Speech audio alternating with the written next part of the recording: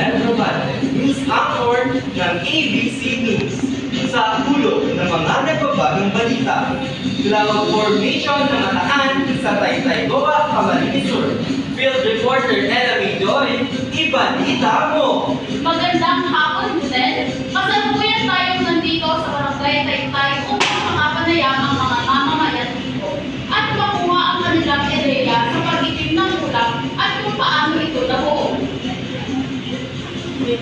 Nakita niyo po ba ang pag-itim ng ulam? Ang maulay. Sa tingin niyo, ano ang kailangan po nito?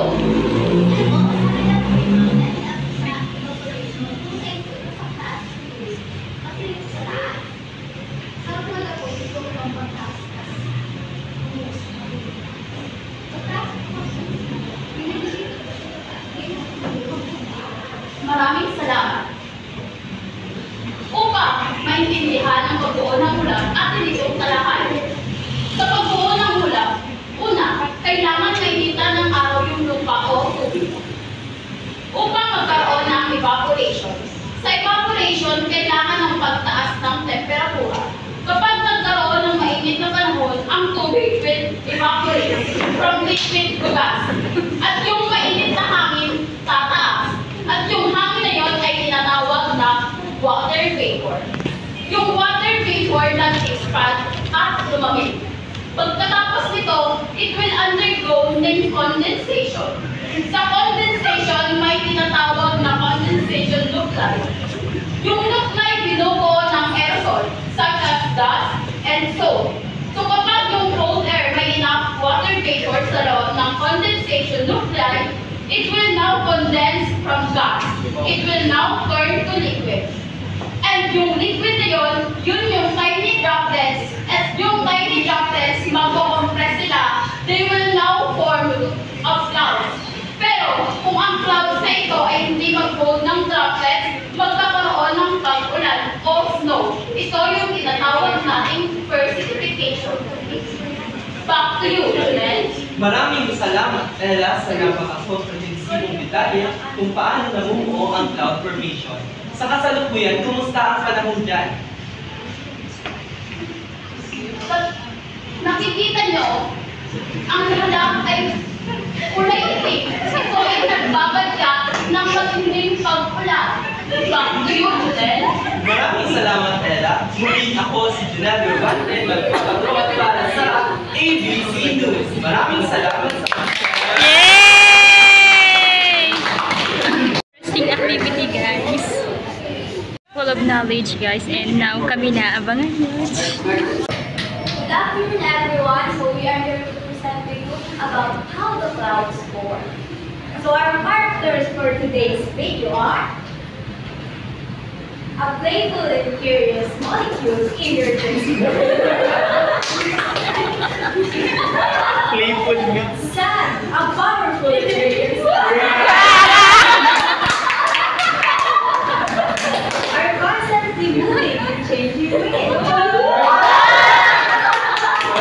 Lastly, a very curious and beautiful kid.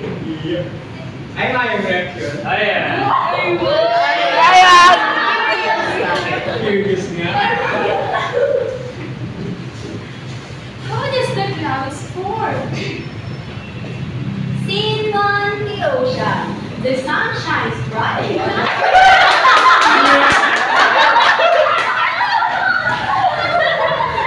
Oh, it's so hot today. I'm feeling so warm, but I love the sun.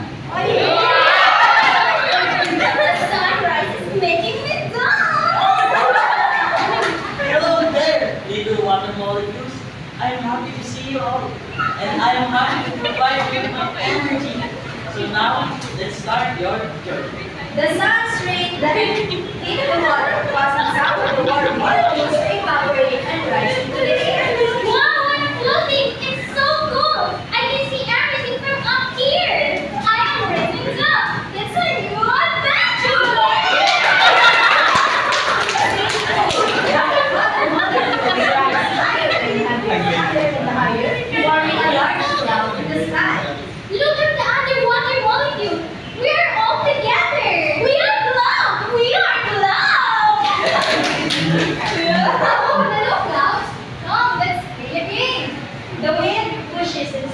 the cloud changing its shape and size. This is so much fun! I feel like flying! We're flying! We're flying! Oh, I should have danced. I'm happy. I'm the wind, and I can make clouds move and change. Scene 3, the rain. The clouds grows bigger and bigger. The water molecule starts to condense and clump together. Oh no! It's getting cold! I'm feeling heavy! I'm getting heavy too. We're going to fall. The water molecules become too heavy for the clouds to hold, and they fall back to the earth as rain. I'm falling! This is a wild ride! We're raining! We're raining! Scene 4, the ocean again. The rains fall back to the ocean where it joins the other water molecules. I'm back at the ocean! It's good to be home! We're back! We're back! The cycle continues as the sun hits the water evaporates, and the water molecules form clouds, rain, and then return to the ocean. Oh, that's how the clouds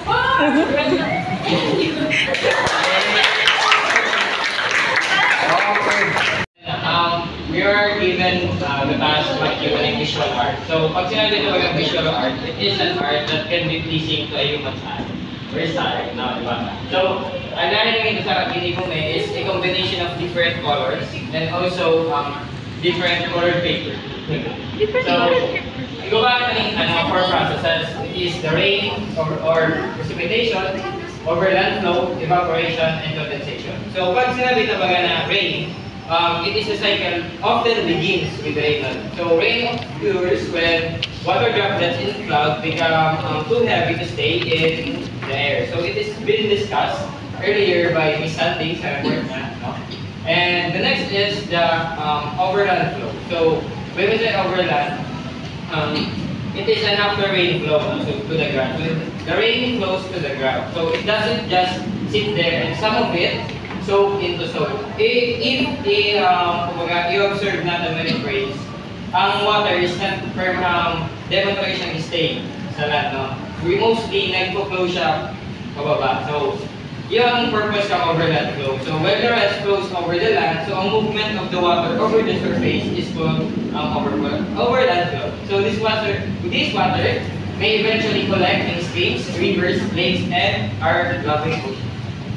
So next is evaporation. So the next step is evaporation. So this is the process where water from rivers, lakes, oceans, and even sa land or sa kung saan water sa overland flow. So this is the process called condensation. So these droplets gather into form clouds. So yun is yung nag-start din natin nag-gather in clouds. So when enough droplets come together, the cycle can start again. So I know, sabi ko pa ako sa evaporation. So, evaporation after rains, go to the ground, that's so, and lastly is the warm air and cold air in the cycle. So, this is the part where, sorry, corrected us. So, warm air can hold more moisture. So, when it rises and cools, the water vapor condenses to form clouds. So, when warm air meets cold air, the temperature drop can cause more rapid condensation, leading to cloud formation and eventually precipitation. So in summary, the cloud formation cycle is a continuous process. So as you can see in the visual. So the water moves water through the environment. So rain falls, water flows over land, evaporates into the air, and produces more rain. So this cycle is vital for life on Earth because water provides life. It's about the visual about clouds formation. Activity press.